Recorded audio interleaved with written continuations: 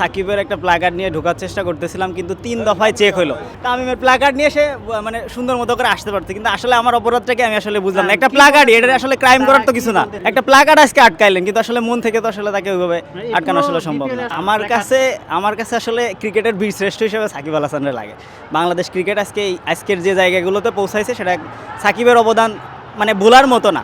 মনে হইতেছে আমি কোনো ক্রাইম করতেছি। সাকিব আল হাসান আসলে যে রাজনৈতিক ব্যক্তি হিসাবে যে যাই করুক না কেন, সেটা তো আসলে আমার দেখার বিষয় না।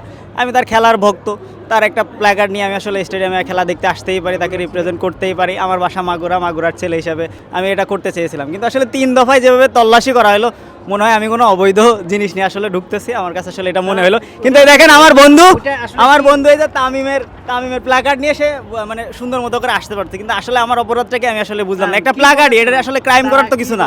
তারা চেকিং এর সময় বলতেছে যে সাকিব লেখা আছে কিনা, মানে প্ল্যাকার্ডের ভিতরে ওর প্ল্যাকার্ডও 3 বার চেক করা হয়েছে, কারণ ও মনে করতেছে আসলে এখানে মনে হয় সাকিব লেখা আছে। এ পাশ এবং ও পাশ 2 পাশ চেক করা হচ্ছে। এটা কি ভাই, এটা খুবই খারাপ লাগলো। খেলা দেখতে আসছিলাম অনেক আশা করে, কিন্তু আসলে এই ব্যাপারটা আশা করিনি।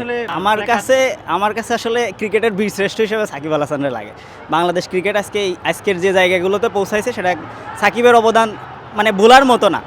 রাজনৈতিক ব্যক্তি হিসাবে সে কী করছে, সেটা আসলে আমার দেখার বিষয় না। আমি তার খেলার ভক্ত।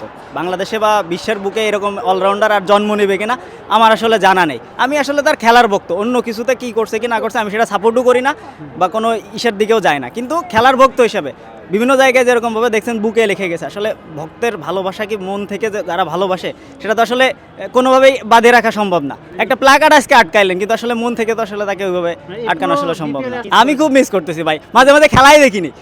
মোবাইলের সামনে যখন খেলা দেখতাম অফিস শেষ করে, আসলে মাঝে মাঝে খেলাই দেখিনি আসলে। তার কারণে ধরে নিতে পারেন, কারণ আজকে রাজশাহীর কথা চিন্তা করেন, আমরা বলি দুর্বল রাজশাহী, দুর্দান্ত রাজশাহীরে বলি দুর্বল রাজশাহী, কোনো ফরেন প্লেয়ার খেলাইতে পারে না। এটা অবস্থাপনা কিছুটা হলেও চোখে পড়তেছে। তারপরেও ভালো লাগতেছে, হাই স্কোরিং ম্যাচ হচ্ছে, অনেক কম্পিটিশন হচ্ছে, আর রান রেটের দিকেও যাচ্ছে, এবং পয়েন্ট টেবিলের দিকে তাকালে আসলে ভালো লাগতেছে। দেশীয় আমি আসলে মূলত তার খেলার ভক্ত, অন্য কিছুই না। খেলা ছোটোবেলা থেকেই আশরাফুল, সাকিব, মাশরাফি ভাই, তারপরে হচ্ছে মুশফিক, মাহমুদুল্লাহ, এদেরকে দেখেই আসলে বড় হওয়া আমরা এই জেনারেশনের দিক থেকে। একনল হ্যান্ড ওয়াশ 100% প্যারাবেন ফ্রি, তাই নিরাপদ হাতের জন্য আস্থা রাখুন একনলে। খেলার বিষয়টা ওইটা আসলে রাজনৈতিক ব্যক্তি তোর বিষয়, ওইটা জানি না। কিন্তু খেলুক আর না খেলুক ওইটা আমি ওইভাবে বলতে পারতেছি না। কিন্তু তার প্ল্যাকার্ড নিয়ে তাকে একটু রিপ্রেজেন্ট করতো, দেশের সারা বিশ্ব তাকে দেখতো। যে অনেক জায়গায় দেখা যায় যে বাংলাদেশ ক্রিকেটের নাম শোনে না, কিন্তু সাকিব আল হাসানের নাম জানে। সো আমরা এই যেহেতু মিডিয়া কাভারেজ অনেক ভালো আমাদের দেশে, সো আমরা এই বিষয়টা দেখতেই পারতাম যে সাকিবের একটা প্ল্যাকার্ড দেখা যাচ্ছে গ্যালারিতে, ভালো লাগতেছে। সো এইটা আটকানোর রিজনটাকে আসলে জানি না, মনে হইতেছে কোনো ক্রাইম আসলে এরকম কিছু কিনা।